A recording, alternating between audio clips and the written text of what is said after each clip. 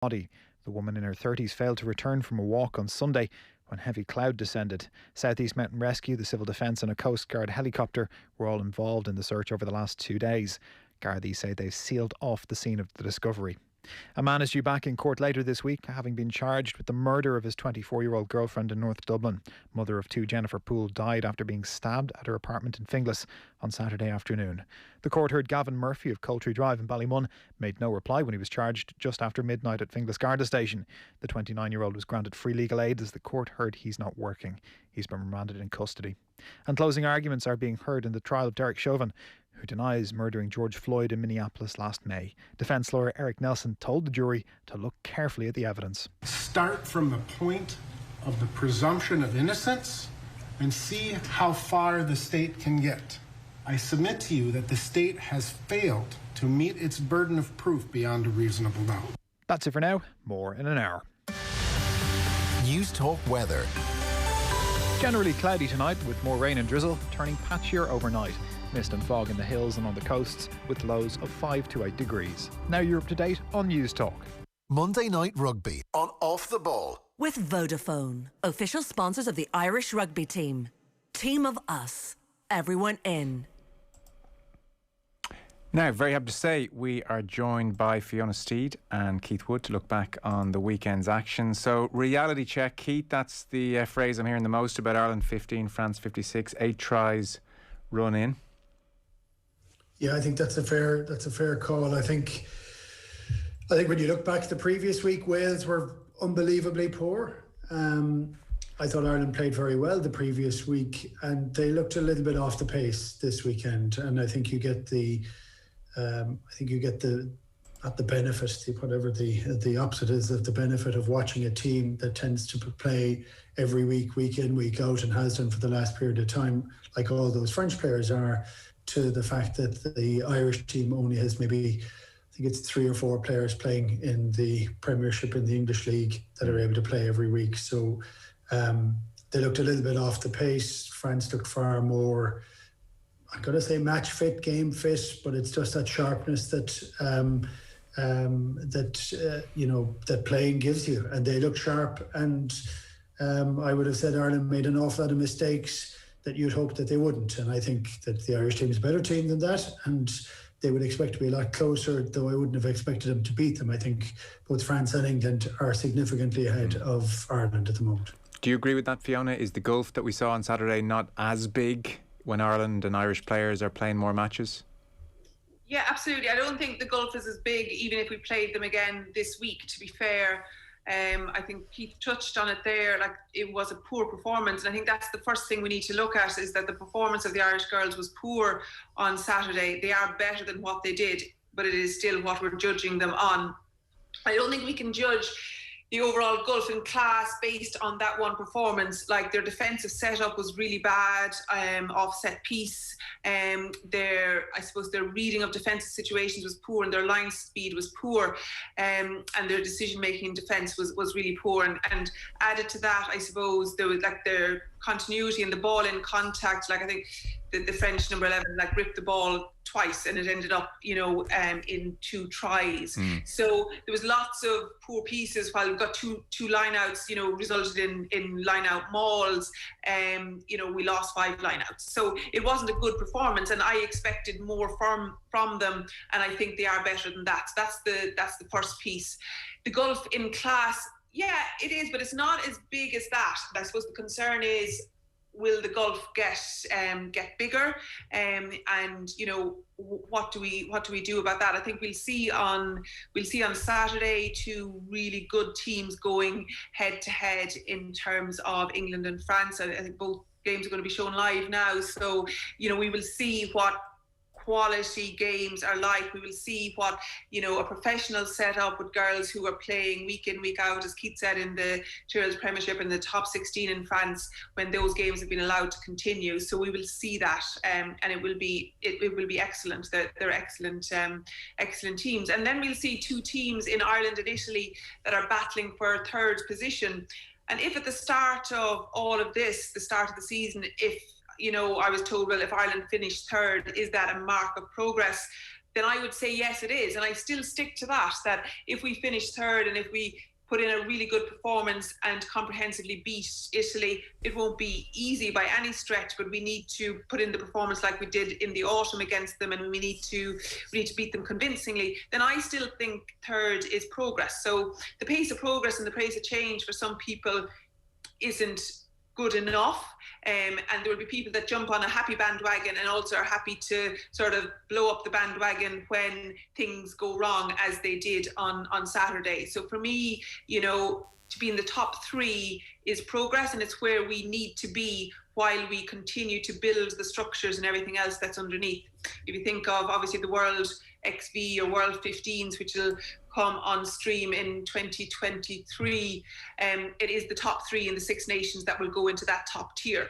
And if we're not in that top three at that point, then the gulf will be vast and huge and will only grow and grow. So for me, keeping in touching distance of the top two and staying third isn't the worst piece at the moment, as we continue to bring, I suppose, the likes of Dorothy Wall, Emily Lane, Bevan Parsons, as we continue to bring these girls through who have been, I suppose, playing rugby since they were 7, 8, 9, and to bring a critical mass of these girls through. And that's what we've seen, that's what we've seen this year, is that they're starting to come, through. So I'm not overly, and I can be a really good critic of the IRFU when I put my mind to it, but I'm not overly despondent. Now, come to me afterwards and I'll be up in Dublin on the weekend, because I think the match has been transferred there. But if we lose to Italy, then it's a whole other ball game. If we're not third, then that's okay, then that's a serious piece. And to hone in on that word progress you mentioned for a moment then, Fiona, and in some kind of a way keeping pace with England and France, are certainly not letting that gulf widen. Do you feel Ireland are on track to do that at the moment? To not let it widen, yeah, we probably have a bit to go with regard to not letting them jump ahead of us. And like you say, 56-15, and you're gone, well, that's a gap that's insurmountable. It's not. This France team drew with Scotland, who are also very, very poor, but they drew with Scotland last year. So that can show what, they were on fire and they were really, really effective and really good at the weekend. So are we on track? So the Women in Rugby Action Plan, which I think he dealt with before, and I was involved in obviously the review back in the day, and we do get updates as to where we are.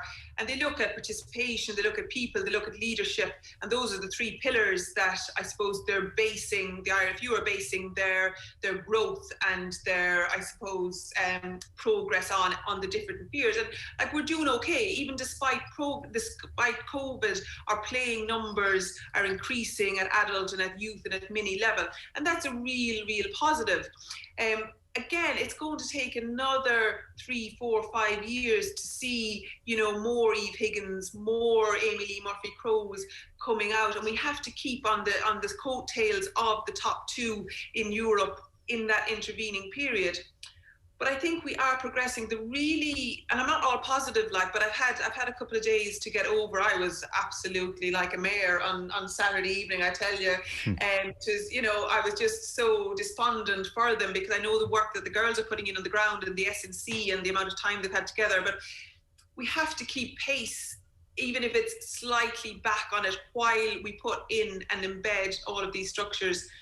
And to be fair too, and I can talk openly about what we're doing here in Munster. I sit on the Munster Women's committee, and all of the stuff that our development officers are doing, and it's mirrored across the country. But we have regional development squads now at 18, 17, 16. And they've all been working away virtually, on S&C programs, on skill programs. The Munster coaching setup, in terms of getting this stuff out there. Like Keith Murphy is fantastic, and we have Ken and Willie in terms of the development officers for the women's game. So they're putting real structures. And again, all of those from Leinster and elsewhere can say she's only talking about Munster. It's what I know. It's also what I love. But anyway, so I'm of course going to talk about it. So all of these bits are being put in, and the Interpro series in terms of the under-18s playing competitive matches at that, that's really, I was at a few of them the last time that it was played, which obviously wasn't last season. And it's a huge step up. So again, if you look at Dorothy Wall, Emily Lane, Enya Breen, and I think Eve Higgins, we're all on the Munster under 18 team 2 years ago or 3 years ago. I'd have to be corrected on that. But they were all on that together. So they've come through that system. They've come through the likes of Feather, the likes of Mallow, the likes of Bantry. And, you know, they're the clubs that are growing the game. So that's all filtering down. The Give It a Try programme, which is for any girls 8 to 14, you know, and they can go and try it out. And we do it at Brough like every year, you know, and people are doing that. So they're all the building blocks. You have to put the building blocks in there. Sure. And then you have to put the performance piece. And Fiona, was that happening, say, a decade ago, all of those things you're talking about? No, that's all new. Okay. No, they weren't. So this is where, like, you know, so the likes of Fiona Coughlin, you know, started at UL, you know, or the likes of, like, I started at university a decade before that, you know, so this is the piece, but you have to give it time. Now, I go back to this match on Saturday, they were poor. We're not at that top two, but if we can consolidate third and over the next couple of years, bring more and more people of that standard. So we've seen about Dorothy Wall, we've seen Bevan Parsons, you know, they're athletes. They are finely tuned athletes at 19 and 20 years of age, which are only going to get better. But again, it's having enough Dorothy Walls, it's having enough Enya. And we haven't got that at the moment, but we're building it through what all of the provinces are doing and through what the clubs are doing. Okay. One piece, but it's not the only piece. So it's not perfect. You know, the AIL, so they set up the women's AIL, reinvented it last year, and it didn't get a chance to get off the ground. And we do need a top level competition for our female players outside of the international window. Now, I'd have discussions with people whether it should be the AIL or whether it should be the Interpro Series. But it's the AIL is the way they've gone, and there's recently been like an AIL forum so that the teams aren't particularly happy with the running of it. Now, it didn't run because of COVID, but they need more support and just a little bit more, I suppose, support around coaching, around, you know, physio, S&C and all of that sort of thing. And the IRFU, I believe, are working with them and engaging with them on that piece. But again, you know, we get a sponsor in, get somebody to, you know, market that. I think Vodafone came on board for certain things. You know, there was the Energia Community Series. So those are all starting to happen. Now, COVID happened in the UK, COVID happened in France. So it's not the, COVID. But the girls in the UK, in England, you know, are classed as being elite. So they were able to continue. So that's a huge piece. Whereas our girls here haven't had competition, you know, outside of the internal competitions in the matches, in the in-house matches and stuff. So there's just so many facets to it. But I want people to hold the faith. And like I said, in 2017, like, God, I damned everybody. You know, that was our home World Cup. That was where we should have been contenders for certainly top four. You know, we should have been pushing it, and it was an abject failure. But we have come from that. We continued to go down the hill, you know, and we've started to come back up last season from what was played and what's been done here. So that's sort of... No, that's great. That's a brilliantly nuanced answer, because, Keith, a lot of the discussion, and myself included, over the last kind of couple of weeks, as we're really focused on events at Six Nations level, can be, well, professionalism or not, or semi-professionalism or not, and Fiona's given a more nuanced view there of the whole thing. Well, I think after 2013, 2014, there was a fair bit of a dip, actually, in the women's game. And it's funny, when you try to enact a high level of change, which I think has happened over the last few years, we're beginning to see some of the younger, the girls who've started playing 15s and 7s and playing much younger, that this is their game as opposed to converting from another game or being a really good athlete. Yeah. That takes a number of years to try and get through. And I think an awful lot of the girls that have played have also played a lot of 7s. It takes a period of time of playing matches to transfer the skills from 7s to where you're supposed to be placed on the field, to exactly what's happening on the field. They're very different games. That takes an amount of games to get that. And Unfortunately, well, look, we've COVID, obviously, which has been an issue. And unfortunately, the girls have been playing matches among themselves in their training groups. And that's not the same. It's just not the same level of intensity. I think if you're looking at the difference of the last 10 days or so, I remember there's a line Anthony Foley used to say. He said, we're never as bad as they say we are, and we're never as good as they say we are. Ireland were put under no pressure last week against Wales, like literally none at any stage. They were able to run onto the ball have time to, assert themselves and get themselves into a strong position in contact. That wasn't really allowed. So suddenly a mistake is made, then another mistake is made. Mistakes compound when you're not fully match sharp, or you're not fully used to it. So it's all the work that's happening last year, the year before, this year. It's whether that'll pay dividends over the next couple of years. So I think that's what people are kind of hoping for and waiting for. Some of the other conversations that are going on in terms of professionalism or semi-professionalism and things like that, I don't know that that's necessarily right at the present moment in time. And I do think that there's a huge suffer because there's nothing happening. There's no money coming in. There's nothing being generated by it at all at the moment. So I think there's an element of patience that's required. It does become a really big game because Italy are well able to play and are able to get their act together. So it's not like with like, and we keep talking about like with like. I didn't think it was like with like playing against France at the weekend because those girls looked seriously sharp. They've played an awful lot of rugby, and for me, it's their offloading, but it was also the expectation that there was somebody on their shoulder running onto it, knowing that there's going to be an offload. That makes it almost impossible to defend. You don't have a defensive line. So I think a lot of the girls looked shell-shocked by the pace of the game, by the pressure that they were put under. They fought all the way to the end, well beaten, but still scored near the end. So. I think there's a huge level of pride in it. It was a huge learning element for these girls as to exactly how far they can go. And they're waiting for the next group of girls that are coming through that system. So when you change all the structures, it doesn't change overnight. It does take a period of time. And I hope that we see the dividends in the next couple of years. Okay. Well, big picture, very interesting. Let's dig into the game then from the weekend with the view to keeping pace with France and England and finishing third in this championship. Some of the tries in the first half, you alluded to them, Fiona.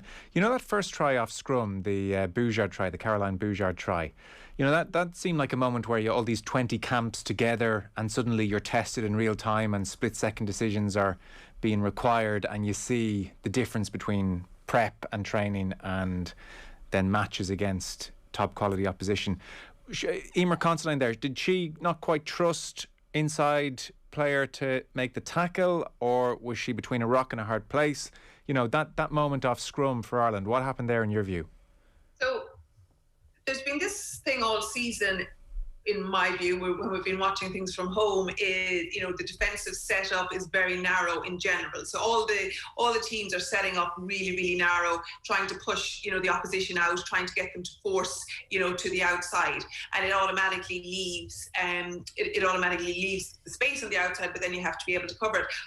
But I think, and not wanting to pin or anybody, but I think the setup was wrong in that. I think Emer was too narrow. I think she was turned in, and yes, I think possibly not quite trusting Eve Higgins inside her, and therefore she was caught then because she didn't go out. So that can be a trust thing. I mean, Eve Higgins is doing, she's transitioning from sevens, and it's great that we have the sevens players to transition in, but defending at 13, I mean, we've said it so many times, it is so crucial, especially off set piece. And I would suggest that she's not quite as familiar or as comfortable defending at 13 yet, because it does take huge time, and there is that piece, and there might have been a trust issue there. And they were so sharp, but it just looked too easy. It just looked really, really easy. And I know in the first scrum, I think did we get a free kick or a penalty because France pushed early, but really their scrum, we were watching it here, and we were all the components of the house were impressed with the with I suppose, the technical ability of the props, but also the athleticism of the French props. And I can't remember now the tight head's name, but she's only 19 or 20. And that was fantastic. And I think I think our starting front row, I think Lindsay Peat, I think Tina Maloney, I think they're really, really good. And I think Linda Duran, she has developed into a power athlete, but Linda's still learning scrummaging and learning the game from that perspective.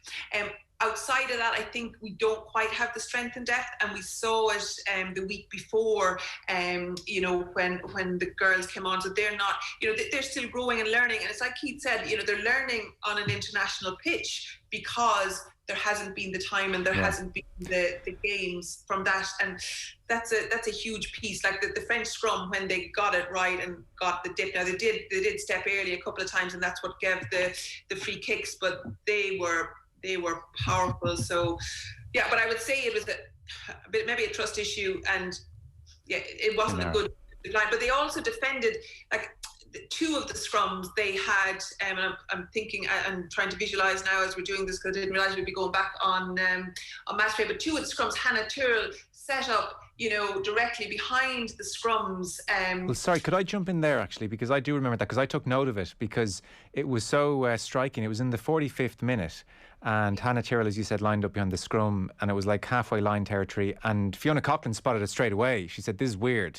I don't like the look of this at all." And Hugh Carroll said as well, there's a 5 versus 3 on the open side, and there was quite a delay in the scrum. I mean, that was an issue anyway, and God, we should talk about scrums some night and what a blight they are at times. But it was so worrying, because the commentary team for about a minute were saying, this setup is odd, this isn't good, there's a 5 versus 3. Maybe Sene Naupu was saying to Hannah Tyrrell to come over, but she wasn't coming over. There was nothing coming from the sideline, and suddenly France made 30-40 metres. Boujard scores her second try. Like, that's kind of, when you've 20 camps in, Fiona, that's kind of where you have to say, that's unacceptable. Like, that's not good enough. That's not a standard. And that's what I had, as when I was doing a brief prep to come on, was the defensive setup, wasn't good. And like, we all know when there's a big blind side and they're going to do the old back row move in the 8-9-15 and attack that, and was she trying to half put them off, because obviously Emma Considine was in the backfield, you'd imagine, and they think that they would get across. But it was bizarre, because she was neither here nor there. And there was another scrum where, I think it was when Manege came on, and she's a phenomenal athlete, and she went into 8, and like, she just waltzed past them on the blind side anyway, and Dorothy Wall didn't even manage to pin her. So you sort of wonder, well, it was the defensive setup. Fiona, was there, like, for me, I was looking at 2 or 3 of those different parts in the game. For me, you mentioned trust, and it's a trust issue. You have trust issues when you're almost doubting your own system, or you're doubting the people that you're playing against. There also is positioning problems, So, when your 10 defends from the middle of a scrum, she's not entirely sure what side to go. I would have said, also a little bit uncertain as to what side the scrum was going to get up. So didn't want to be exposed on that blind side, but actually they were stacked up on the other side. So almost hedging her bets, which again is the amount of time you either train or you play, but there's been a lot of training. So that for me is part of the criticism, is not fully understanding it. But as well, look, not to labour the point, but with having several sevens players in the back line, they play exactly what they see in front of them. That's fine. It's just not fine in 15s, because you need to have a link to the person next to you always. Yeah, and on the penalty count, Keith, the point was made by Hugh Carroll on commentary. They gave away Ireland 14 penalties against Wales, and that was obviously a game, as you said, that they weren't under huge pressure in. At one point towards the end of the match, they were up to 18 penalties. For you, Keith, were these understandable pressure penalties against a better team, or were too many of them just a little bit careless / shooting yourself in the foot? Yeah, I think they're both, actually. Both. I do think it's amazing that pressure compounds. Yeah. And you end up making, if the ball is moving very fast and you're sucking diesel and you're trying to get yourself into a position to do something, if the ball's been in play for any period of time and it's been very, very fast, that exacerbates everything, like it always does. But still, some of them are simple, going off your feet. The yellow card, you can kind of understand why you're pulling down, but you can't pull down because it's going to be a penalty try and a yellow card. And look, for me, I know, again, it simplifies it just a little bit too much. For me, there just was a difference in preparedness. And I'm saying that because of the amount of games. And I think if you go back at some of the men's games in the Six Nations before Christmas, when there hadn't been a huge amount of games playing, the error rate in those games was extraordinary. So, and then the second you go and play against a team that is more battle-hardened, and it could have been a week in the autumn, but in this instance, Ireland have only played. They've only played 2 matches in how long? 10 months, 12 months more, maybe. That they're when a team is playing with confidence and flying and are playing all the time, you're just chasing everything. So, look, I think there are things that can be sorted out very quickly. Okay. And I think a lot of the defensive setup can be sorted out. But like so many teams, they just need to play games, and you're not playing games at the moment, or not too many. So it's what can they learn? Can the girls not be despondent from the weekend? Can they accept the fact of that it was too high against Wales? Can they accept the fact that actually the criticism is real but doesn't have to be taken to heart? And can they actually have the attitude to say, well, actually, we can show what we really are and prove it for the whole game against a very similar team, in terms of standard. And certainly there wasn't a despondency afterwards, I would have said, either.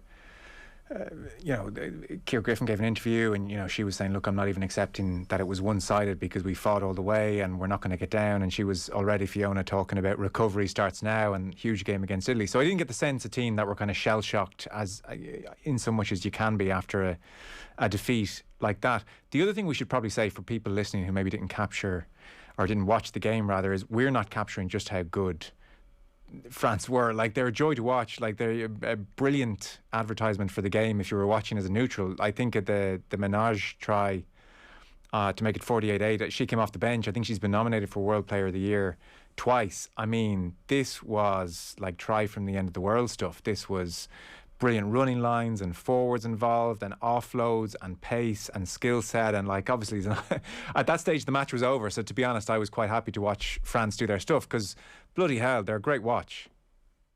No, absolutely, and Menage is she is phenomenal, and she'd just come off the back of sevens training. They'd been in Dubai at an invitational piece, and it was her twin sister actually plays in the wing, which she got injured the week before, and actually she's phenomenal. But so many of them are, and that interchangeability piece that they're able to do with their sevens and 15s, and that we've started to do is something I was looking for a couple of years, is to get the sevens players in. So, but it does take time, and you look at what can be done more and what can be done better, and it is the game time thing. And it's like last year was the first time that the IRFU were going to take the women on a tour, on a summer tour. There was things set up, and that's what they need. They need that extra piece, because you can be together for 20 sessions, but if you're still only battering Ciara Griffin against Dorothy Wall, it's still only Ciara Griffin against Dorothy Wall. Yeah.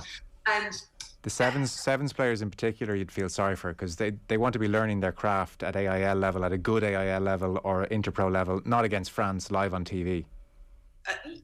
Absolutely, but then it's also, I don't feel sorry for anybody who gets to play for Ireland, I have to say. I think it's a huge honour, and I think when you're selected to do so, you have to make the most of it. That being said, the situation around it, we can't do anything about that with COVID, but we can do stuff going forward, and we've alluded to some of it. And I think reinforcing the AIL or the Interpros, I think the under-20s team getting something in that vision so that there is a step up. So it's all very well that Dorothy Wall and Belen Parsons have been phenomenal at 18 and 19, but really not everybody will be able to make that leap. So we do need another piece. And you said it earlier, and it's like people that are saying, oh, we go professional, that's it, it's not fair, they should be professional. Like, that's just blanket comments for the sake of it. You have to look at all of the other pieces underneath it. At the moment, would I realistically say there's 30, 35 players that you put on a professional contract? I would not. Okay, and I think you need to be realistic about that piece. I think we will have, and I think in time to come, that will be the conversation and that will be the question.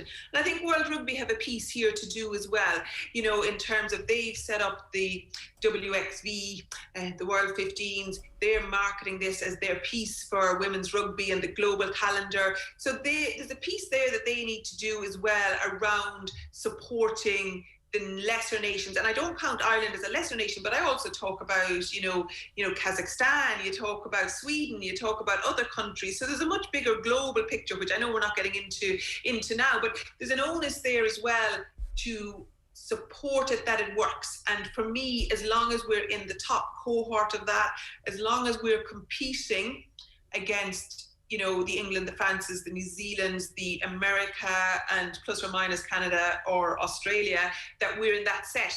That's where we need to be, because it'll be really hard to get into it if we're not in it. Yeah. And it's what we do. But professionalism today or tomorrow or next week isn't the answer. Like, if you ask 30 girls, you know, of that standard, right, will you take a contract? Okay, first of all, I don't think the Irish you can afford it right now. Obviously, they're letting people off whose jobs it is to do other stuff in rugby. And also, you know, are people going to give up their job as a teacher or a nurse or a doctor to do this for 3 years or 2 years, you know, and the sustainability? People who just say these blanket statements haven't thought about it long enough and hard enough to actually, you know, go, right, this is the process. These are the blocks that you're going to put in place to do it. I see it at some stage down the line that we perhaps could have a semi-professional setup. I see it that by 2023, we will if we are going to support the women to compete at a world stage in terms of the global calendar, then we will have to put things in place. And women will have to make a choice in the same way that men make a choice, but they sort of get a bit more longevity out of it. And there is obviously more to gain out of it still. And, you know, I'm quite a feminist, but I'm not into, well, the men get paid, the women get paid. You have to look at the whole piece. But I never want to see us losing 56-15 to France again, because that was a hard watch. You know, I know you managed to enjoy Ménager and all the rest, but I didn't enjoy the first half, but by second half I faced the inevitable. Our rugby coverage is with thanks to Vodafone, official sponsor of the Irish rugby team of us, everyone in. Before we go, Keith, Rainbow Cup in the air. I mean, it doesn't quite feel like it. So this Friday, suddenly Ulster will play Connacht. And at the same time, the Stormers will be playing the Sharks in Cape Town, and Edinburgh will be playing Zebre, and Leinster on Saturday then will play Munster at the RDS. Round 2 will have Munster against Ulster. Connacht will be away to Leinster. Round 3, and so this takes us up to May 14th, the week before the Heineken Championship Cup final. Munster have Connacht at Thomond, Leinster have Ulster at the RDS, and then after that, it's a little bit TBC. From an Irish perspective, each province would be looking to face one South African team, and then 2 other teams from Scotland, Wales or Italy. Top 2 make the final on June 19th. Top 2 overall, that is, not just Irish provinces. Top 2 overall into the final June 19th. The first Lions match is a week later. So good luck to everybody who's involved in all of those games. What's your sense here, Keith? Will the provinces go in fully loaded? Will they be taking this super seriously? Will they wait and see what's happening with the tournament from a South African point of view? Like, those games are still, you know, very much to be confirmed. Just kind of an odd one. I think this is creeping up on everyone. Like, the Rainbow Cup coverage is not maybe going to capture the imagination this week, I don't think. Yeah, the pages are full of it this week, aren't they? Yeah. It's quite hard to get excited with something that was made up on the back of a fag packet. But I don't know. I think it's a competition. I'm still not entirely certain. I'm happy with the South African teams in the Pro 14. I think the Pro 14 is a very unusual competition. It's geographically all over the place. I don't know whether the history of the sport means that will be sustainable over a long period of time, and I still think there'll be some composite over the next number of years. But in this period of time, if I was a member of any of those teams, I would be trying to get the best exposure to as many players as I possibly can, to get people blooded that haven't been blooded so much, to get them blooded with some guys who are trying to get and play in a Lions jersey as well. And I think if the Lions wasn't going ahead, I think you'd see them almost as development teams. And I think you'll end up getting a mix of old and young for all of them. And I hope that that's what happens, because sometimes when they talk about blooding players, they change 20 players in the squad, and it's like an under-20s team. Whereas if you can have half and half, you can get an awful lot out of it. Some guys will be tired at the end of the year. Some guys won't be going on the lines. Some guys may require a bit of a break and might be able to do it. I still can't get fully excited over it. Yeah. You know? So it's hard to know what to expect. Well, we're trying to understand what the competition is, and they haven't organised some of the matches yet, and they don't quite know whether people are going to be able to travel or not. And I understand the difficulty that sits with COVID and that. But look, I like the idea of Munster playing Leinster. I like the idea of the derby matches that we can have. We're having a good few of them. But I'd like to see it. I'd like to see what the teams have learned from it. And from a Munster perspective, I want to see whether they've learned how to unlock Leinster defence that has eluded them all season. Fiona, is the Rainbow Cup getting you excited? No. No, it's not. And even trying to think ahead to the Lions or whatever, like I was lucky enough to be down in South Africa in 2009, and it was phenomenal. It was such an experience. It was brilliant. That excites me if it goes ahead. The Rainbow Cup doesn't excite me, but I can see the value in it. I can, and Keith is saying you can see, that if they blend it right and if they use it for the right reasons and rest the people that need to be rested and, bring forward a few people, but it doesn't really excite me, no. Yeah, I think people are generally in that boat. Before you go, there's a fundraiser you want to mention. There is, thanks a million. So I'm in Cappamore and the GA Camogie Club, which I'm very much part of. We're doing a joint fundraiser for ourselves and Milford Hospice. So it's called the Munster March. And we're going to virtually walk around the 6 GA stadiums, and it's a competition over the 450 kilometres. So people can donate by logging on to www.cappamoregaa.ie, and there's an I donate link there, and half the funds go to Milford Hospice. So it'll be a good bit of crack. We're taking on the juvenile girls, we're taking on the boys and the senior men and the senior women, so you can get the most kilometres under the belt in the 10 days. So it's starting on Friday, the 23rd. Well, sure, listen, there'll only be one winner. Absolutely, I'm a winner. Thanks so much. Great to have you on this evening, Fiona. Keith, as ever, thanks a mil. Thanks. Cheers. Should let you know, Leeds 0, Liverpool 1, 38 minutes gone at Elland Road. Monday Night Rugby on Off the Ball. With Vodafone, official sponsors of the Irish rugby team. Team of us, everyone in. What does the future of our country look like? Is the staycation here to stay? Will online shopping replace the high street for good? What about a 4-day work